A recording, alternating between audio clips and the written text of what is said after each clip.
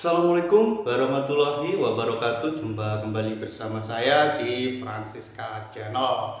Oke, di kesempatan kali ini masih biasa ya membahas seputar Facebook untuk kreator-kreator pemula di Facebook.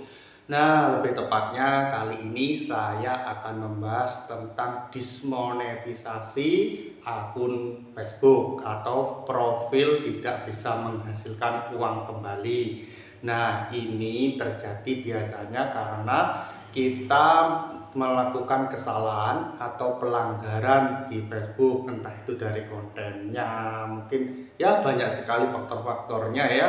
Oke, kali ini saya akan membahas itu, tapi namun sebelum saya lanjutkan, alangkah baiknya teman-teman bantu support channel saya terlebih dahulu ya dengan cara ya di subscribe ya Francisca Channel, like, komen videonya, serta jangan lupa juga nyalakan notifikasi loncengnya agar teman-teman tidak ketinggalan update-update terbaru dari Francisca Channel. Oke, mungkin dahulu ya, jika kena pelanggaran akunnya dismonetisasi itu selama 90 hari atau 3 bulan bisa sembuh ya, akunnya bisa dimonet kembali. Tapi akhir-akhir ini, tahun-tahun ini ya, susah untuk sembuhnya ya. Oke, mungkin gimana ya, ini terjadi karena kita mungkin melakukan kesalahan yang berulang-ulang. Jadi pelanggarannya semakin banyak dan sembuhnya semakin lama. Meskipun diakalin apapun kadang-kadang juga lama sembuhnya teman-teman. Ini saya juga terjadi pada di akun saya ya. Nah, ini kebanyakan ya. Itu alasannya biasanya konten tidak asli ataupun standar komunitas. Nah, jadi kalau teman-teman kena profilnya tidak bisa menghasilkan uang lagi dengan alasan konten tidak asli, berarti konten teman-teman diwajibkan, diharuskan kedepannya harus upload konten yang asli, yang original. Nah, jadi kalau teman-teman kena profil tidak direkomendasikan atau profil tidak bisa menghasilkan uang kembali ataupun profil dimonetisasi dibatasi dengan keterangan konten tidak asli ya, mesin kami mendeteksi bahwa konten Anda melanggar, dianggap kontennya tidak asli. Biasanya keterangannya seperti itu.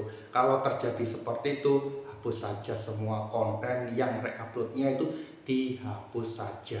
Nah, setelah dihapus bagaimana Bang? Diamin dulu akunnya ya, diamin selama ya seminggu 2 minggu, nggak usah diuploadin lagi ya. Foto-foto re-upload fotonya juga dihapusin juga. Nah, itu kalau dulu misalnya biasa sembuh dengan sendirinya selama 30 ke 90 hari bisa sembuh. Sekarang enggak ya teman-teman, meskipun diapa-apain, kalau memang akunnya kita belum dirubah itu nggak bakal sembuh.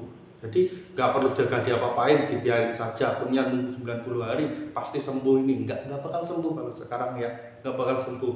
Jadi akunnya, kontennya dihapusin semua konten-konten yang re-upload, yang bukan karya sendiri. Kalau konten aslinya nggak perlu konten re-upload. Dicek juga di menu itu ya, informasi kontak masuk dukungan, mungkin di situ ada video-video yang terkena klaim hak cipta, mungkin musiknya juga kena klaim hak cipta. Lebih baik teman-teman jangan pilih bagi hasil, hapus saja. Kalau kena klaim hak cipta jangan pilih bagi hasil, hapus saja. Itu karena mempengaruhi monetisasi kita. Nah, intinya yang pertama teman-teman lakukan harus bersih-bersih dulu ya, akunnya dibersih-bersih, kontennya dibersihin dulu. Sekiranya konten yang berpotensi melanggar ya, itu dibersihin. Konten yang bukan milik kita sendiri dibersihin, lalu biarin saja kontennya selama sekitar seminggu atau 2 minggu, gak perlu diuploadin.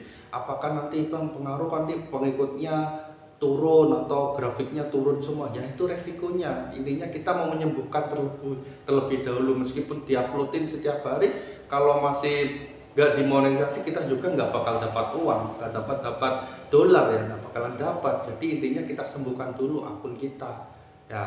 Jadi diamin dulu ya, selama diistirahatkan lah ya, selama seminggu 2 minggu kita nikmati saja hukuman dulu dari Facebooknya ya. Kita ibaratkan kita dihukum sama Facebook. Lalu kalau sudah 2 minggu teman-teman coba ganti foto profilnya pakai foto kita sendiri Ya, kalau bisa namanya juga diubah pakai nama kita sendiri. Misalnya awalnya namanya kurang jelas ya, pakai nama orang lain atau nama akunnya yang agak-agak nggak jelas, selalu lebay ataupun apa, lebih baik teman-teman ganti saja nama akunnya, pakai nama sendiri. Foto profilnya pakai foto profil sendiri. Foto sampulnya juga pakai foto sampul asli kita sendiri. Itu awal pertamanya ya, kita lakukan perubahan di akun kita. Lalu setelah itu ya posting foto. Awalnya postingnya ringan-ringan saja. Posting foto kita asli, misalnya foto kita lagi liburan, foto kita lagi masak, lagi santai, lagi selfie ya, upload saja itu ya, foto-foto asli kita sendiri. Lalu kalau sudah upload foto, kedepannya mulai upload video reel atau video panjang dengan konten kita sendiri ya. Nah, ataupun teman-teman bisa sesekali melakukan live streaming ataupun siaran langsung ya, live streaming dengan menampilkan wajah asli kita sendiri, pakai suara kita sendiri, jangan pakai musik ya.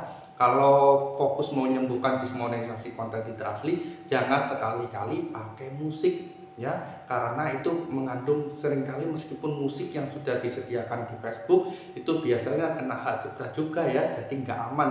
Pakai saja suara asli kita sendiri, itu lebih bagus ya.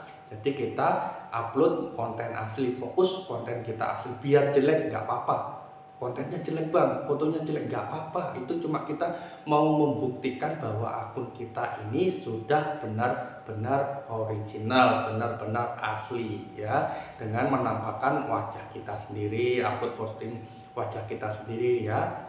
Lalu teman-teman itu biasanya kalau sudah sering melakukan seperti itu biasanya cepat sembuh ya, nggak sampai 2 bulan bisa sembuh dengan sendirinya.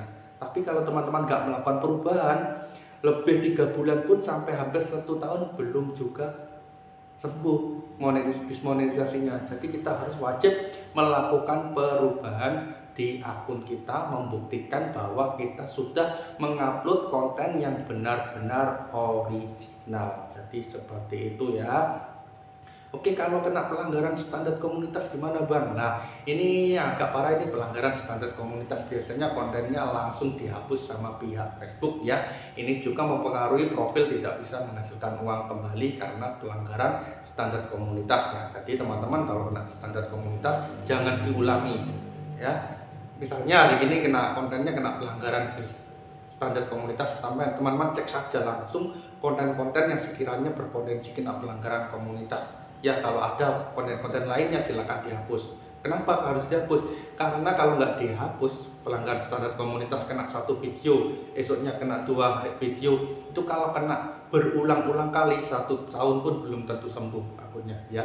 Saya pastikan kalau kena berulang-ulang kali lebih dari 3 konten kena standar komunitas, itu lebih dari 1 tahun belum pasti sembuh ya, belum tentu sembuh lebih dari 1 tahun. Jadi kalau teman-teman kena sekali pelanggar standar komunitas, silahkan cek semua kontennya. Kalau ada yang berpotensi melanggar, silahkan dihapus ya, daripada lama sembuhnya. Pelanggar standar komunitas itu biasanya konten yang berbau pornografi atau vulgar, konten kekerasan ataupun orang berantem itu ya, atau berita palsu, itu juga bisa kena pelanggaran standar komunitas ya. Oke, mungkin itu saja sharing-sharing hari ini ya. Jangan lupa bantu support channel saya lagi dengan cara subscribe ya, Francisca Channel, like, komen videonya, serta jangan lupa juga nyalakan notifikasi loncengnya agar teman-teman ya tidak ketinggalan update-update terbaru dari Francisca Channel. Bila ada kritik dan saran, silakan tulis saja di kolom komentar. Insya Allah saya respon satu persatu. Akhir kata saya ucapkan terima kasih sebanyak-banyaknya. Assalamualaikum warahmatullahi wabarakatuh.